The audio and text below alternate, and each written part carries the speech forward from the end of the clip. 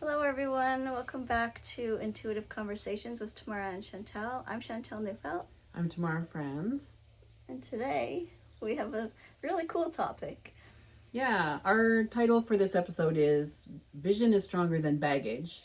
And that's a quote from Stephen Covey, the 7 Habits of Highly Effective People guy, which I've always loved. But I feel like it's really relevant for this time because knowing, and we've talked so much about this, knowing that our systems are unraveling, that we're in a time of shift.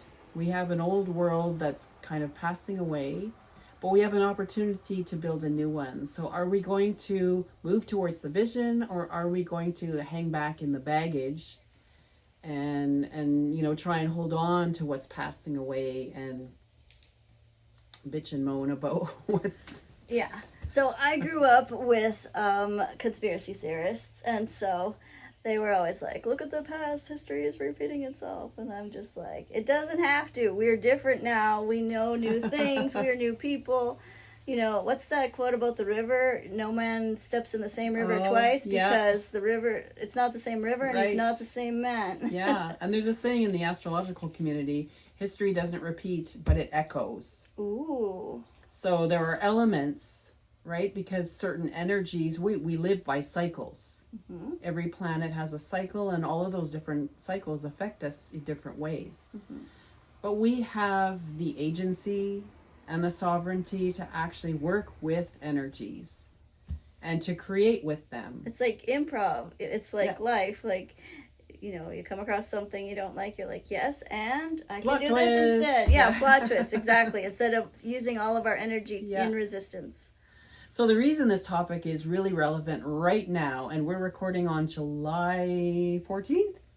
Sure, yep. Yes. You got it right. Okay, so not only is it a new moon today, which is a time of planting new seeds and new ideas and new vision, but we're also moving into an historic configuration in astrology, which involves the 3 outer planets, Uranus, Neptune, and Pluto, but also Jupiter, which is sliding into place in the next few days. And the 4 of them are going to create a trapezoid where each of them is at the 4th degree of the sign that they're in. And in the astrology world, this is being called Barbeau's basket, because a famous astrologer, Andre Barbeau, discovered this configuration years ago. And looking forward, from his vantage point at the time, he saw this as the most fortuitous configuration of the century, and that it represented a splendid relaunch of human civilization. So at the moment, we can look around at all the terrible things that are happening, and if you're a news junkie, there's no shortage of material to make you clickbait, pessimistic and depressed and even angry. But somewhere, someone's living under a waterfall, unaware of how afraid he's supposed to be. That's right. Yeah. And we can't see the new energy that's coming in, but we can harness it with our own vision and creativity. Mm-hmm. So we thought it would be fun to talk a little bit about the world that we can imagine coming into being as the old one passes away, which is not to say we won't mourn certain things. Like I have and that it's not scary. Change is scary. Exactly. Yeah. And it can be exciting. It's a spectrum. Yeah. And there's a proverb, may you live in interesting times, which we certainly do. And it can be really unsettling and, hard to plan ahead sometimes, because you feel like you're walking on shifting sand and all of those things. But at the same time, tremendous opportunity if we choose. I'm just seeing all these pictures in my head. I'm seeing driving in the dark with your, through the curvy hills, right? And you can only see what's in front of you. Or yesterday I was watching Big Brother, because I love myself a good reality show. And they had this challenge where you only had 2 planks and you had to situate them and move through this obstacle course standing on these 2 planks, and it was like a puzzle as you go along, and I'm like, what a metaphor for life. Oh yeah. Yeah. So we know that systems are not necessarily going to hold. They may morph into something new. Some of them will completely fall apart. Human design is what I follow, and they say 2027 is a huge time of change, and so we know it's coming, and we're just we want to talk about like using creativity to create the world we want, and stepping really into our sovereignty and our authenticity, and not being swayed by the powers that be or the consensus of like, this is the way we've always done it, why are we changing it up now? You got to really go with your intuition and be like, this is my value and this is what I'm going to do regardless. I think we've been taught to really be afraid of our own creativity. Because if you think of it, any time an authoritarian regime takes over, who are the first people they target? The artists, the creatives, the writers, the intellectuals, all of the people that are channeling creative new energy, because a static system, a system of authority really wants to be stable and has to eliminate uncertainty or any kind of new energy that's going to come in and rock the boat. But that boat's being rocked, whether we like it or not. So we have a chance to imagine. And there's definitely more allowance for that kind of thing too. Like in the olden days, they burnt the witches. Now witches are allowed, like, so we do have more freedoms. Like things are not the same as they used to be. And I think that brings me to one of my greatest visions for the future is a partnership model. We've had hundreds, if not thousands of years of living by a dominator model, a pyramid of power, right? Where the certain types of people, namely rich white males, usually are at the top. And then there's a whole lot of people at the bottom without a lot of power. And that imbalance has made itself felt in the economy, in the way we treat the environment, in all kinds of ways. We've just moved into this huge imbalance of power. And all the wars in the world, like. Exactly, right? The wars and how people have had their power and agency taken from them. And the lower you are on that pyramid of power or the scale, the more likely you are to end up in systems that are abusive. So how do you see that partnership and community coming together? Like, what is the vision? What would be like the end result? I think that women are already claiming their power. I see a new rising of the divine feminine, which legitimates the power of women. For so long we've been conditioned into a patriarchal belief system where God can only be male and therefore male is God. It's kind of like this reciprocal understanding of how power works and what legitimizes power. But there is a huge reclaiming of the divine feminine, and I think that is going to even change the way we look at the planet we live on, the systems of nature that we work with, where we start living in partnership with nature. You already see it happening in systems biology, in sciences that are starting to think of things as systems and not see trees as sentient beings. Yes, exactly. How trees interact with each other and with their whole environment and what we learn from that. How herd animals interact with each other, and realizing it's not an alpha male in the herd that determines where everyone goes. It's actually a gradual consensus of the herd where enough of them turn in a certain direction and they just move together. And even how animals and nature can be healing, like. Yeah. Well, and I think a partnership model is healing for everyone, not just for the people that haven't had power, but for the people at the top of the pyramid. The power isn't actually legitimate because it's not coming from within. It's just coming from having risen up the structure. But we look at leaders now who are on the top of the pyramid and we can see they're not empowered people. There's a lot of corruption. How else do you get to the top these days without corruption and money and all that? So yeah, things are definitely shifting. Yeah, and I think with a partnership model, there's more of an opportunity for everyone to actually become authentically empowered. Just by being solidly in themselves and being able to use their gifts. Yeah, and saying like, this is okay for me and this is what's not. And I think that kind of a partnership model filters into every system.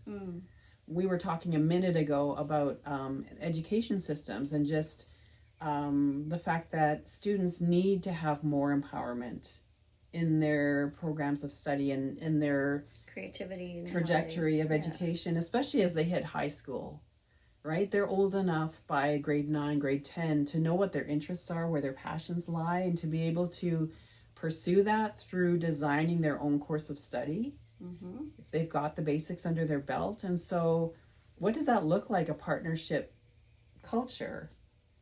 Probably more apprenticeships happening, and how does that feed into politics? How does that feed into the economy, right? Where we stop allowing these corporations to just buy up and consolidate and just make themselves, buy up. If you're a media outlet, why should you be able to buy up every newspaper, within a 500-mile radius and own everything? What does a partnership model look like when we have so many different news outlets and we have actually differences of opinion, and we don't have a news ecosystem that is captured by the people at the top of the pyramid? Yeah. And just seeing gifts recognized would be really nice too, because not like to go to an accredited college or university, you need a lot of money and you need the skills to be able to, read and write and take tests and all those things. But you have this huge group of creative people who are not good at taking tests, who that's not their way of learning. They learn differently. And to be able to see those people's gifts recognized, and for them to be able to use them in the world in whatever way they want to, whether they fix cars or they fix people, or, to not give our power and our permission away to the people who say, you have to jump through these hoops in order to be worthy. Right. There's a saying that generals are always preparing for the last war. So the hoops that they ask you to jump through, how do they even know those are the hoops that are going to prepare us for the world that's rising up?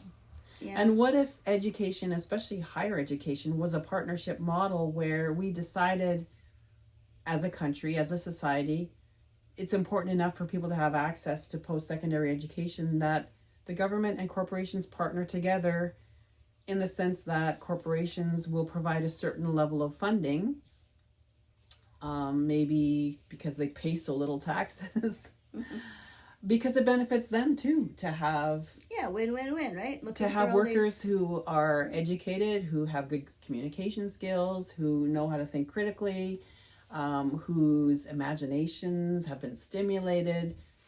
And what could happen if we had that kind of a partnership going? I feel like people learn best and remember best when they're having fun. Something, I don't remember the exact quote, but it's about the amount of repetitions it takes to integrate or learn something. And when you're having fun, it takes way less repetitions.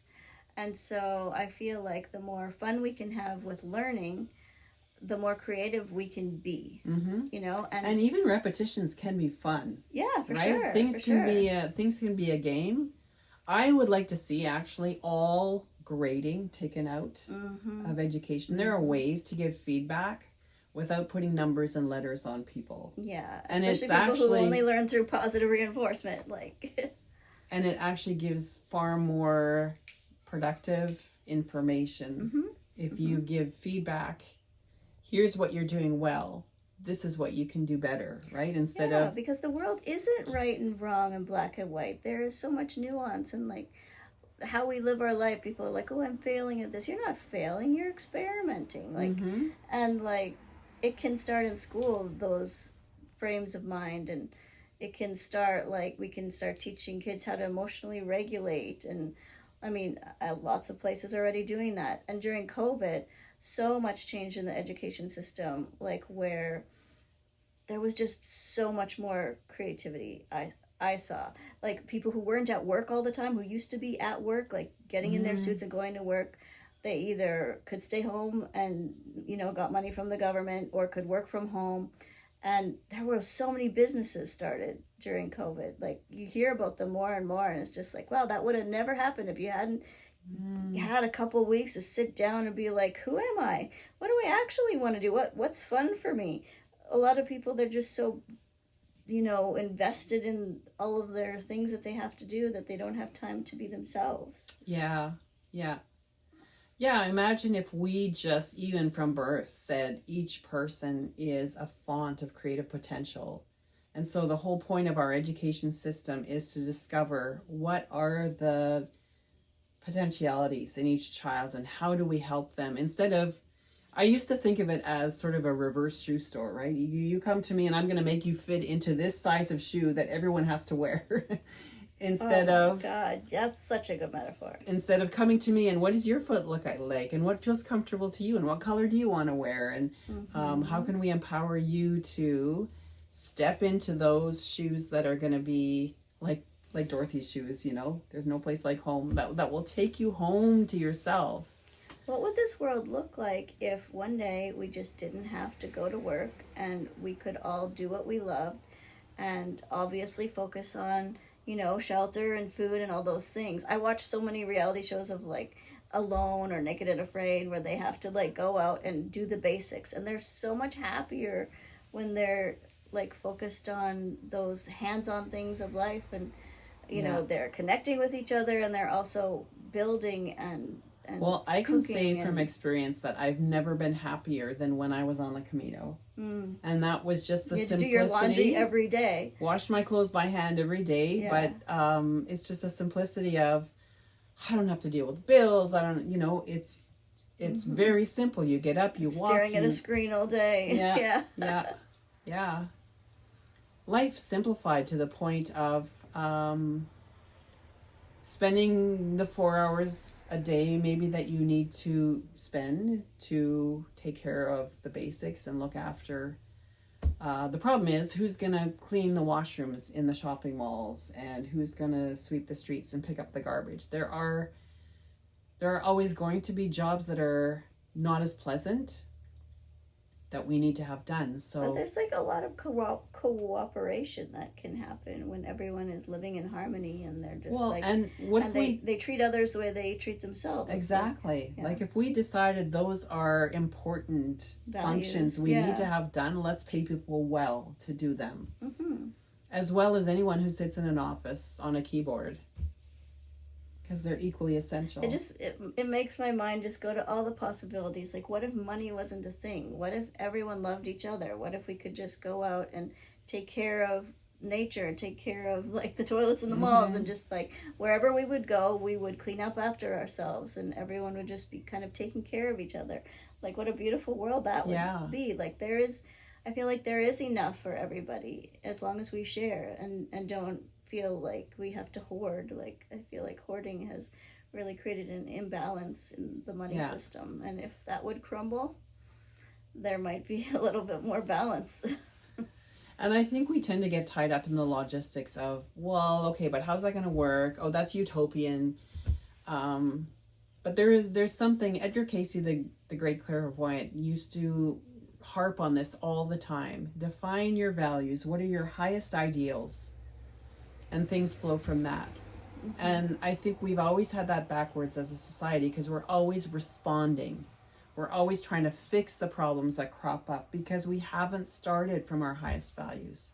Or they've been skewed, right? If your highest value is money, then right there you're going to set a whole bunch of problems in motion that you're going to have to keep addressing in different ways. And each time you solve the problem, you'll create new ones because you haven't addressed the root cause. Yeah, I think balance is key in creating the new world. I think setting an intention and having sovereignty is very important, but also knowing when to pivot and when to do improv with life. Like, there's always, you can plan your day as much as you want. There's always going to be stuff that comes up that's going to make your day go differently. And it's just such a more, you can flow with life more when you just go with the river instead of trying to swim upstream all the time, right? Yeah. For me, partnership, which we talked about already, and prioritizing life I think would be one of the highest values. And from that would flow anything that jeopardizes life is not viable. Like war wouldn't even be a consideration. You wouldn't spend your attention or energy on it. No. Yeah. If some big person thought that was a good idea, we would just all ignore him and he would go away. Like, if everyone just got on board with this new belief system of cooperation, I could see life going a lot better. Yeah. And some people think that in the future there's going to be like two groups of people. One who just be like, no, everything's going to stay the same, and then who knows what happens to them. But then the people who are creating the life that they want, like, they're the ones who are going to manifest this beautiful, abundant life. That reminds me of a metaphor that one of my favorite people that I listen to talks about. And she says, it's like you're at a play, and the audience is slowly realizing that the plot is really wearing thin. It's not holding together anymore, and they're losing interest, and they're starting to leave the theater. And the actors are realizing that they're losing their audience. And so now they're speaking extra loud, and they're overacting, and they're trying frantically to keep people watching. But meanwhile, the set is falling apart. And it's just, to anyone who's paying attention, it's evident that this play is not working anymore. So, but there's always going to be those people who are holding on, especially the ones who are invested because they've benefited from the power positions at the top. If we change, if the people in the play started improvising and just doing a whole comedy improv thing and be like, yes, and blah, blah, blah. Yeah. They'd keep the audience. The audience would come back. They wouldn't care if the sets were falling down. They would just be like, this is a great play. Yeah. Like, I'm so glad that it turned out this way. One of the things I love about Lord of the Rings and why I keep going back to it all the time is that there's always something more than what we know going on. And so even when things look absolutely dreadful, there is no way out of this situation. There's no possible way that we can win. Something unexpected happens. The trees come marching in to save the day, or the eagles show up in the sky. Like, there's always more than we've taken into account, and we get so caught up in our human ego that it's up to us to save everything, and but we're stuck in our left brain, which is in the groove of how things have always been done, and we can't see any other way forward. But when we unleash the creativity of the right brain, somehow we call in these energies that we didn't even know were there around us. And just not believing all the stories that we're being told about, bad things or collapse and all these things. Like, what would happen if that was just separate? And we would just be like, what if we start out our day with abundance and be like, pretending if that was an issue, what would I be doing? What would I be creating? Well, and even... especially if there's nothing we can do about the story on TV. And even the word collapse, like, is it so terrible? Civilizations have collapsed over the centuries. We know that. Nothing ever lasts forever. Every empire has fallen. And out of the fall of empires comes new structures. There's always newness. The energy of life always moves forward. So what if we ride it instead of clenching around what we're afraid to lose? Like, what's the thing that Kyle C says? You're afraid. You're always you can't see what you're gonna lose. Or no, you can only see what you're gonna lose. You can't see what you're gonna gain. Yeah. Right? Yeah. And looking back on all of the hard times that we individually all had in life, we can't see what was around the corner. We can't see that new person that was just going to change your life, in the best way. Yeah.